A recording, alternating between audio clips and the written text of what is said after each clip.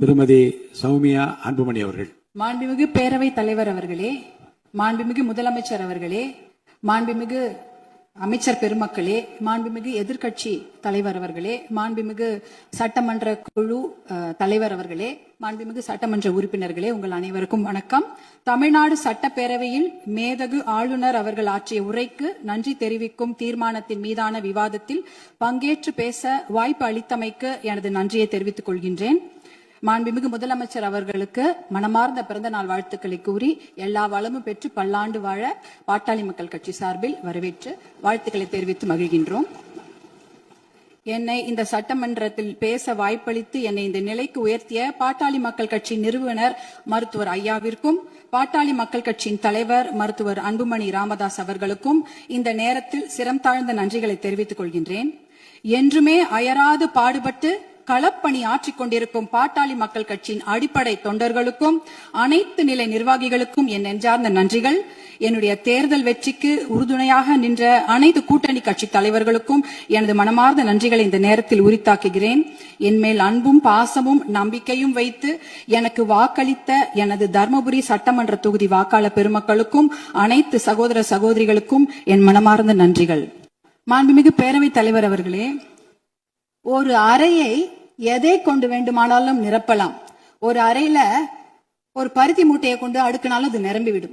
இல்ல அதே அறையில வைக்கோல் போரை வைத்தாலும் அது நிரம்பிவிடும்.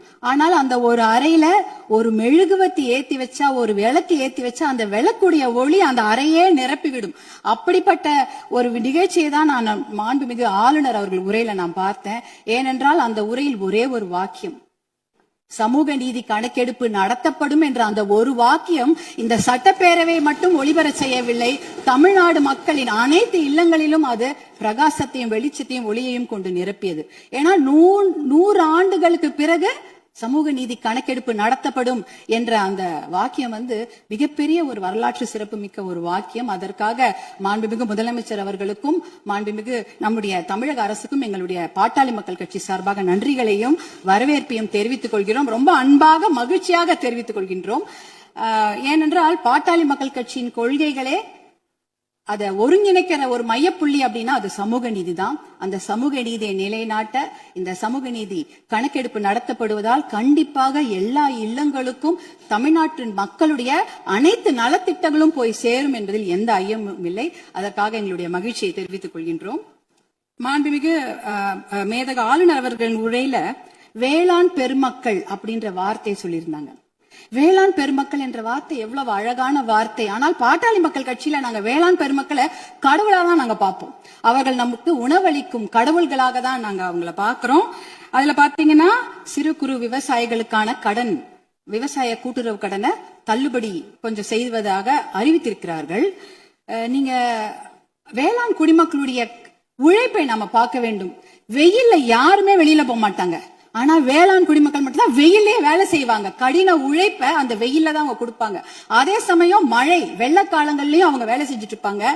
மழை வெள்ளத்துல கொஞ்சம் அதிகமா தண்ணி தேங்கிட்டா கூட அந்த நிலத்துல இருக்கிற அந்த பயிர் எல்லாம் அப்படியே முழுகிடும். இப்ப எல்லாம் போய் பயிர் முழுகிட்டா யாரும் போய் நேரடியா ஆய்வெல்லாம் செய்யறது இல்ல.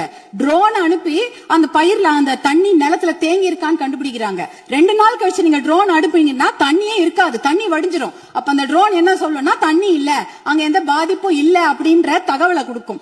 இப்படி எவ்வளவு பிரச்சனைகள். அதே அறுவடை செய்து விட்டார்கள் என்றால் பாத்தீங்கன்னா அந்த டைரக்ட் ப்ரொக்யூர்மெண்ட் சென்டர், அதாவது டிபிஆர்னு சொல்லுவாங்க, அந்த கொள்முதல் நிலையங்கள், நேரடி கொள்முதல் நிலையங்களுக்கு மூட்டை மூட்டையா அரிசி எடுத்துட்டு போவாங்க. ஆனா ஒரு கொள்முதல் நிலையங்கள்லயும் ஒரு நாளைக்கு இவ்வளவுதான் அரிசி எடுத்துக்க முடியும், இவ்வளவுதான் மூட்டை எடுத்துக்கொள்ள முடியும் என்ற அளவுகோல் இருக்கும். ஆனால் அந்த அளவுகோலுக்கு மேல ஆயிடுச்சுன்னா அந்த மூட்டையை வச்சுட்டு வெயிலையும் மழையிலையும் அங்கேயே இருக்கணும். அது என்ன வந்தாலும் சரி, மூட்டையை அவங்க நிலத்துல இருந்து எடுத்துட்டு போயிட்டாங்கன்னா தனியார் அந்த கொள்முதல் நிலையங்கள் வாசல்லே படுத்து கிடப்பாங்க. மழை பெஞ்சிச்சுன்னா அந்த மூட்டையெல்லாம் உள்ளே முளைச்சிடும், கெட்டு போயிடும். இப்படி எத்தனையோ சிரமங்களை மீறி தான் அவங்க நம்மளுடைய உணவு மேசைக்கு சாப்பாடு கொண்டு வராங்க. அதற்காக அவங்க வாங்குற கடன் பாத்தீங்கன்னா தனியார் வங்கிகள்ல வாங்குவாங்க, தேசிய வங்கிகள்ல வாங்குவாங்க, கூட்டுறவு கடன் வாங்குவாங்க, யாருக்கிட்ட வேணாலும் கடன் வாங்கி அந்த விவசாயத்தை செய்வாங்க. அப்படி இருக்கும்பொழுது அந்த வங்கி கடன்களை நாம தள்ளுபடி செய்ய வேண்டும். மகாராஷ்டிரால பாத்தீங்கன்னா எல்லா வங்கி கடன்களையும் தள்ளுபடி செய்திருக்கிறாங்க. நம்ம தமிழ்நாட்டுல நம்ம கூட்டுறவு கடன், அந்த கடன் வாங்கின கடனை முழுமையாக தள்ளுபடி செய்ய வேண்டும் என்பதுதான் எங்களுடைய வேண்டுகோள். அப்படி ஏன் தெரியுங்களா, தமிழ்நாட்டுடைய ஒரு 3 பேர்ல 2 பேர் விவசாயத்தை சார்ந்த தொழில் செய்யறாங்க தமிழ்நாட்டுல. அப்படி இருக்கும்பொழுது வருஷத்துக்கு நீங்க 10,000 கோடி கடன் வாங்கினவங்க கூட சந்தோஷமா வெளிநாட்டுல வாழ்ந்துடுறாங்க கடனை கட்டாம. ஆனா 10,000 ரூபாய் கடன் வாங்கிட்டு அந்த கடனை யாரா வீட்டு வாசல்ல வந்து கேட்டாங்கன்னா அவமானம் தாங்காம தற்கொலை பண்ணிக்கிறாங்க. 2021, 22, 23 கிட்டத்தட்ட 1968 விவசாயிகள் தமிழ்நாட்டுல தற்கொலை பண்ணியிருக்கிறாங்க. அப்படின்னா ஒரு நாளைக்கு 2 விவசாயிங்க தற்கொலை பண்ணிருக்கிறாங்கன்றத இந்த புள்ளி விவரம் சொல்லுது.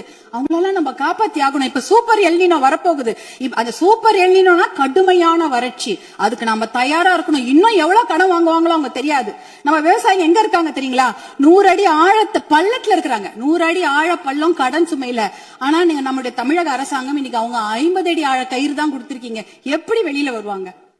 50 அடி கயிறு அவன் 100 அடி ஆழம் பள்ளத்து இருக்கிறாங்க. அந்த விவசாயிங்க எப்படி வெளில வருவாங்க? முழுமையாக கடனை தள்ளுபடி செய்தா தானே அவங்க அந்த கடன் பிரச்சனை வெளியில வந்து அவங்க அடுத்த வேலையை பார்க்க முடியும்.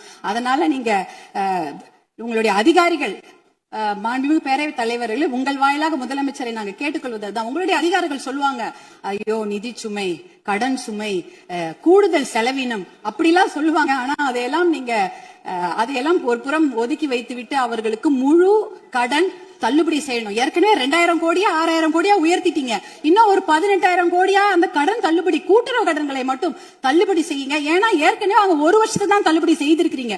அதற்கு முன்னால ஒரு 2 வருஷம் கடன் அவங்க வாங்கி வச்சிருக்காங்க. அந்த கடனையும் முழுமையாக தள்ளுபடி செய்தீர்கள் என்றால் அவங்க கண்டிப்பாக எத்தனையோ கடுமையாக உழைக்க தயாராக இருக்கிறார்கள். அவங்களுக்கு அந்த ஒரு ரெஸ்பெக்ட் நம்ம கொடுக்கணும். அவங்களுக்கு அந்த நிவாரணத்தை நாம் தர வேண்டும் என்று உங்களை எல்லாம் நாங்க அன்போடு கேட்டுக்கொள்கின்றேன். அடுத்ததாக பாத்தீங்கன்னா, தமிழ்நாட்டில் 2026ஆம் ஆண்டில் ஆட்சி மாற்றம் ஏற்படுவதற்கு காரணமாக இருந்தது பெண்கள் மற்றும் குழந்தைகளுக்கு எதிரான குற்றங்கள் கட்டுப்படுத்தப்படாமல் அதிகரித்ததுதான். ஆனால் ஆட்சி மாற்றம் ஏற்பட்ட பிறகும் அதே நிலை தொடர அனுமதிக்க கூடாது. பொறுத்தது போதும். நம்ம இனிமேல் பொங்கித்தான் எழ வேண்டும். ஏனென்றால் ஒரு பழமொழி சொல்வாங்க, அரசன் அன்று கொள்வான், தெய்வம் நின்று கொள்ளும் அப்படின்னு சொல்லுவாங்க. இன்னைக்கு நம்ம குழந்தைங்க மேல கைய வச்சவங்கள நம்ம சும்மா விடக்கூடாது. நம் பெண்கள் மேல் கை வைத்தவர்கள் சும்மா விடவே கூடாது. இதுக்கு மேல நம்ம பொறுமையா இருக்கிறதுல அர்த்தமே கிடையாது. துபாய், அரபு நாடுகள், இல்ல சிங்கப்பூர் போன்ற நாடுகள் எல்லாம் இப்படிப்பட்ட கொடுமையான குற்றங்களை செய்தவர்களுக்கு உடனடியாக சட்டப்படி மரண தண்டனை கொடுக்கிறார்கள். அந்த மரண பயத்தையும் உயிர் பயத்தையும் அந்த தப்பு செய்தவங்களுக்கு நம்ம கொடுக்கணும். அப்படி இருந்தாதான் இந்த பெண்கள் குழந்தைகளை காப்பாற்ற முடியும். வேற வழியே கிடையாது. ஏன்னா அவங்க நினைச்சிட்டு இருக்காங்க, இன்னும் ஒரு 5 வருஷம் பொறுமையா கேஸ் ஆடிக்கிட்டே போலாம், பொறுமையா வெளில வந்துடலாம், இந்த கோர்ட்லனா அந்த கோர்ட், அந்த கோர்ட்ல அதுக்கு மேல கோர்ட்னு போய் அவர்கள் வெளியில வந்து விடுவார்கள் என்ற தைரியத்துலதான் இவ்வளவு பெரிய தவறுகளை செய்கிறார்கள். அவர்களுக்கு அந்த உயிர் பயத்தை, குழந்தைகள் மேல் கை வைத்தவர்களுக்கும் பெண்கள் மேல் கை வைத்தவர்களும் அந்த உயிர் பயத்தை கொடுத்தாதான் இனிமேல் அந்த தவறை செய்ய மாட்டாங்க. அதுக்காக இனிமேல் நாம பொறுத்தது போதும், பொங்கி எழ வேண்டும் என்று மறுபடியும் நான் உங்களை வேண்டி விரும்பி கேட்டுக்கொள்கின்றேன். அப்புறம் தருமபுரி மாவட்டத்திற்கு என்னுடைய கோரிக்கைகள், தருமபுரி காவிரி உபரிநீர் திட்டத்தை உடனடியாக அறிவிக்க வேண்டும். தருமபுரி மாவட்டம் மிகவும் பின்தங்கிய மாவட்டம், ரொம்ப வறட்சியான மாவட்டம். அங்க நாங்க நிலையங்களோ கட்டிடங்கள் எல்லாம் கேட்கல, குடிக்கிறதுக்கு தண்ணி கேட்கிறோம். ஒரு ஆளுக்கு ஒரு குடம் தண்ணி கூட கிடையாது. தருமபுரி மாவட்டத்தில் 2 பெரிய ஆறு ஓடுது. காவிரி ஆறு ஓடுகிறது, தென்பெண்ணை ஆறு ஓடுகிறது. ஆனா அதுல இருந்து தண்ணி அவங்களால குடிக்க முடியாது. ஏன்னா அந்த தண்ணி அவங்க வீட்டுக்கு வராது, பார்க்க தான் முடியும். நேரம் பாப்பாங்க, ஆறு எதிர்க்க ஓடும், தண்ணி வீட்டுக்கு வராது. இப்படிதான் அதோட நிலைமை. அந்த தர்மபுரி காவிரி உபரிநீர் திட்டத்தை செயல்படுத்தினாங்கன்னா கண்டிப்பாக தண்ணி வந்து அவங்களுடைய ஏரி குளங்களை நிரம்பிவிடும், எத்தனையோ குடும்பங்கள் பிழைத்து விடும். அது அந்த திட்டத்துக்கு நீங்க புளோரைடு கூட தர்மபுரி மாவட்டத்தில் இருக்கு.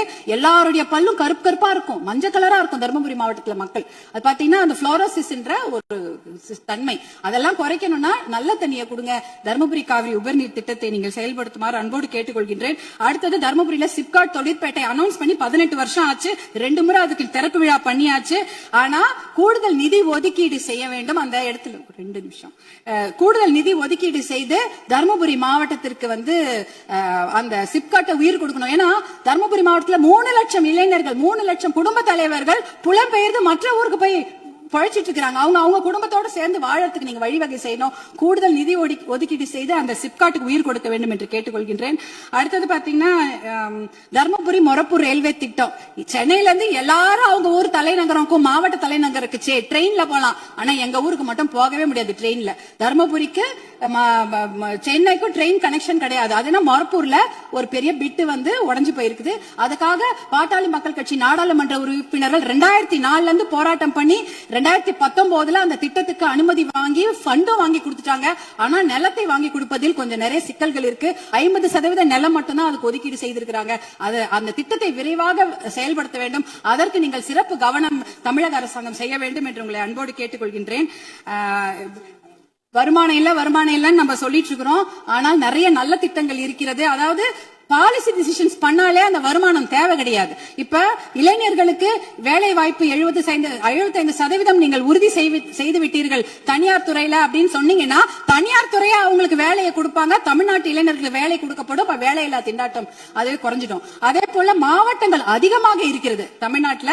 அதாவது அதை நம்ம மாவட்டங்களை பிரித்தால் ஒரு கொஞ்சமாக நிதி சுமை தான். ஆனா மாவட்டம் மிகப்பெரிய வளர்ச்சியை பெற்றுவிடும். அதே போல பில்ஃபரேஜை குறைக்கிறோம்ட்டு கவர்னருடைய உரையில இருந்தது. கனிம வள கொள்ளை தடுத்துட்டா 1.5 லட்சம் கோடி 2 லட்சம் கோடி ரூபாய் வருவாய் தமிழ்நாட்டுக்கு கிடைக்கும். அதே போல சேவை உரிமை பெறும் சட்டம் 21 மாநிலங்கள்ல இருக்கிறது. அது பொதுமக்களுடைய நலனுக்காக கொண்டு வரப்பட்டது.